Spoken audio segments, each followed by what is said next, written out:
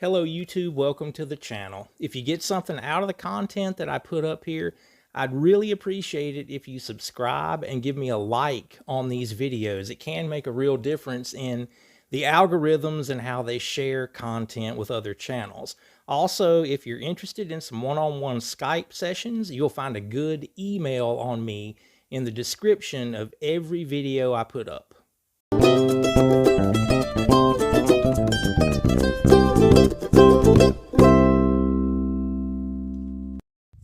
All right, we have the Wayne's World of Mandolin sticker challenge coming up at the end of the video. I'll be looking for the name of the player and name of the song. First one to get it right in the comments wins the sticker.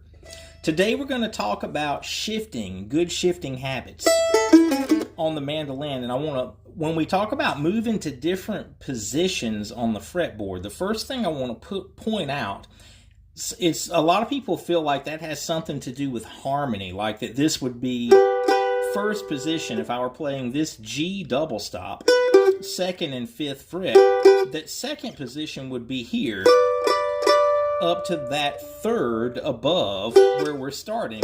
That's not true. Position, all that means is if your index finger is on the first or second fret, that's first position. If it's on the third and fourth fret, that's second position. Fifth and sixth fret is third position, and so on up the fretboard.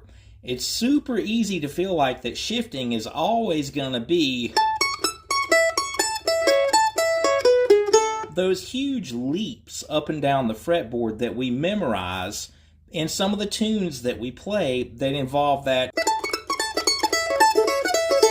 movement like that. That's the front of Howdy in Hickman County. And with that big leap, we tend to gather that information and memorize it as a shift.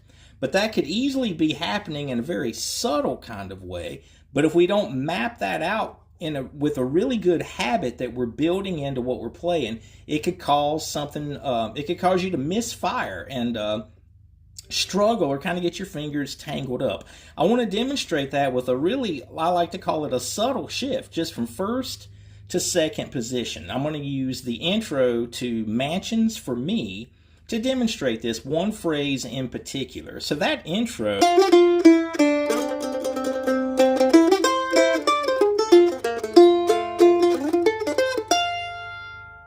you would think that it's that big leap right on the tag. Actually not. I played just a slide from the 7th to the 10th fret to get to that arpeggio shape. The shift that's kind of hidden in that intro, I want to point out this one phrase.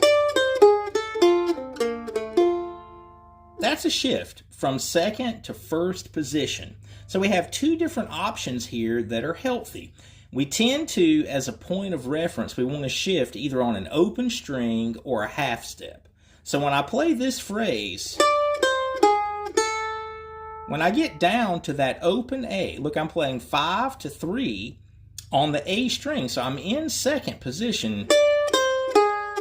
And then there's that dissonance that we all love, that A flat followed by the A note. But when I play that open A string, I could shift. See my hand physically move when I play the A string? Now I have my middle finger on this F note, third fret of the D string, instead of my index finger. I could have planted it there, but I went ahead and built the shift in on the open interval. And then I finished the line right down to this F double stop. I'm playing out of this F triad now. I've shifted back down to where the chord would be voiced there instead of here. I've got some videos up about triad, so this would be the 3-5-1 triad as opposed to the 1-3-5. Here's the shift. Open string shift. The other option, I'm going to stay in second position all the way down to that F note. Now watch this. In the triad, there it is. On the half step, third to second fret.